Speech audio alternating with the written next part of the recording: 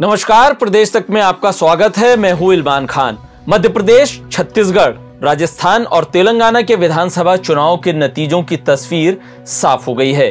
3 राज्यों में बीजेपी और 1 राज्य में कांग्रेस को बहुमत मिला है। इन राज्यों में बीजेपी ने इस बार एक नया प्रयोग किया था। इन चारों ही राज्यों में बीजेपी ने लोकसभा सांसदों और केंद्रीय मंत्रियों को भी टिकट दिए थे, जिसमें से ज्यादातर जीत गए हैं। अब विधानसभा चुनाव जीतने वाले भारतीय जनता पार्टी के 10 सांसदों ने अपनी संसद सदस्यता से इस्तीफा दे दिया है।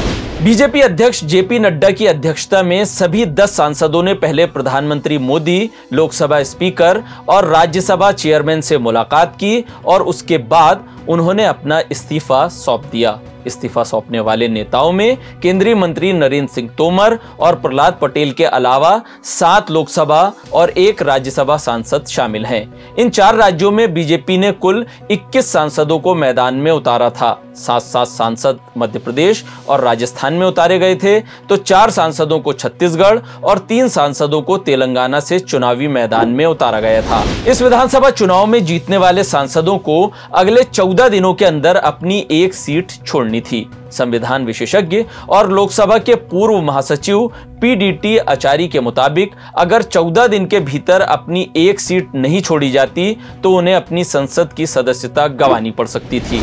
संविधान के मुताबिक अगर कोई लोकसभा का सदस्य विधानसभा का चुनाव लड़ता है और जीत जाता है तो उसे नोटिफिकेशन जारी होने के 14 दिनों के अंदर किसी एक सदन से इस्तीफा देना होता है। इसी तरह अगर किसी विधानसभा का सदस्य लोकसभा का सदस्य बन जाता है तो उसे भी 14 दिन के भीतर इस्तीफा देना होता है। ऐसा नहीं करने पर उसकी लोकसभा की सदस्यता अपने आप ही खत्म हो जाती है। इसी तरह अगर कोई लोकसभा का सदस्य राज्यसभा का सदस्य भी बन जाता है तो उसे नोटिफिकेशन जारी होने के 10 दिन के भीतर एक सदन से इस्तीफा देना होता है।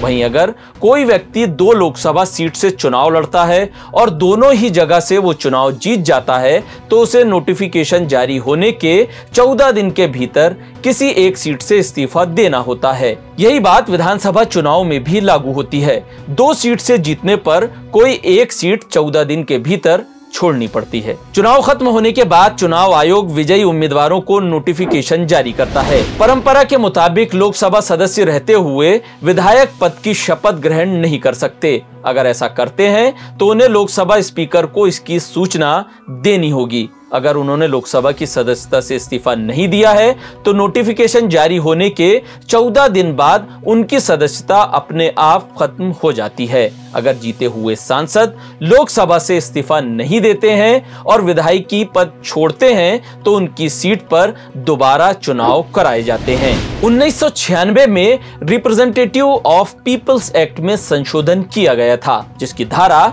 151 ए के मुताबिक खाली हुई सीट पर चुनाव आयोग को 6 महीने के अंदर चुनाव कराने की कानूनी व्यवस्था तय की गई है। हालांकि लोकसभा सीट पर उपचुनाव की गुंजाइश कम है क्योंकि कुछ ही महीनों में आम चुनाव होने वाले हैं। वैसे तोमर और पटेल के इस्तीफे के बाद मध्य प्रदेश में सीएम पद को लेकर हलचल और तेज हो गई है, क्योंकि दोनों को ही सीएम पद की रेस में माना जा रहा है। देश दुनिया की तमाम खबरों को देखने के लिए प्रदेश तक को सब्सक्राइब करिए, वीडियो को लाइक करिए, कमेंट करिए। हमारे फेसबुक पेज को भी आप फॉलो कर सकते हैं। इंस्टाग्राम पर भी हमें आप लाइक कर सकते हैं।